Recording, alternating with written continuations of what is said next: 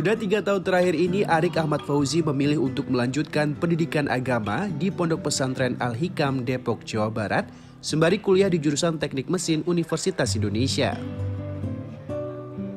Baginya, penting untuk mendalami ilmu agama sambil belajar ilmu pengetahuan lainnya. Menurut Arik, menjadi santri adalah tentang mencari keberkahan dari ilmu yang disampaikan seorang kiai atau guru, untuk selanjutnya bisa disebarkan dan diamalkan kembali ke masyarakat luas. Mula saya berkeinginan mondok, melanjuti pondok karena kebetulan saya SMP dan SMA-nya mondok. Jadi sekitar 6 tahun saya sudah mondok dan lanjut lagi diamanahi oleh guru saya untuk terus mencari keberkahan ilmu di pesantren, seperti itu. Yang dipelajari mungkin pada awamnya ya, pada umumnya mungkin dari akidah, agamanya seputar akidah, fikih, akidah kan masuk tauhid, hadis, dan di sini ada khusus yaitu Al-Quran. Memang di sini diidentik dengan hafalan Al-Qurannya. Hal yang sama juga diamini oleh Afifah. Ia rela merantau jauh dari Aceh ke Depok setelah lulus SMA untuk menghafal dan belajar ilmu Al-Quran.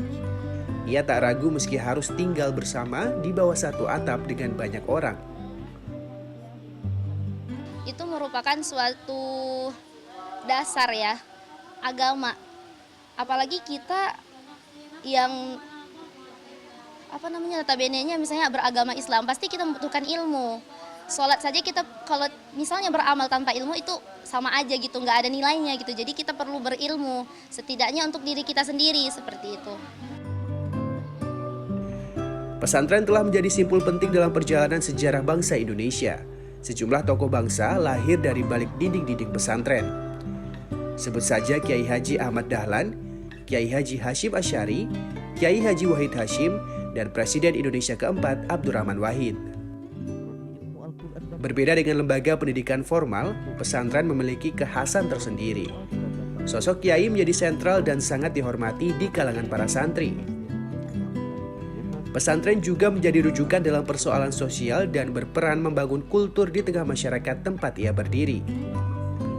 Agar tetap bisa relevan di tengah masyarakat, pesantren juga menghadapi tantangan untuk bisa mengikuti perkembangan zaman termasuk penggunaan teknologi.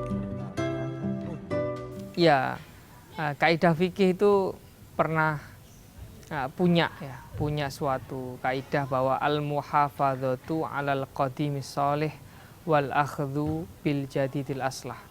Jadi kita mempertahankan nilai-nilai luhur ya yang sudah diwariskan oleh para pendahulu kita ya, generasi salafus saleh, para ulama ya, para wali Allah gitu. Itu kita bungkus dengan sesuatu yang baru.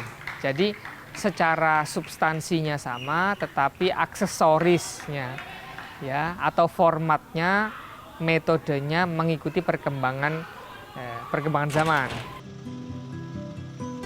Meski kerap digempur anggapan-anggapan miring seperti adanya kasus pelecehan seksual atau paham radikal, nyatanya pesantren masih menjadi pilihan banyak orang tua untuk tempat pendidikan anaknya. Karena di masa akan datang, agama itu sangat penting buat anak kita. Dan dalam pergaulan sekarang ini kan banyak yang kejadian-kejadian dari pelecehan anak-anak dari kecil-kecil itu. Maka dari usia dini ini saya memasukin anak saya ngaji di sini biar mendidik anak lebih ke agama, lebih rajin gitu dalam beribadah dengan segala macam gitu. Saat ini Kementerian Agama mencatat ada lebih dari 26.975 pondok pesantren di Indonesia, dengan tak kurang dari 2,65 juta santri yang belajar di pondok pesantren. Tim Liputan CNN Indonesia.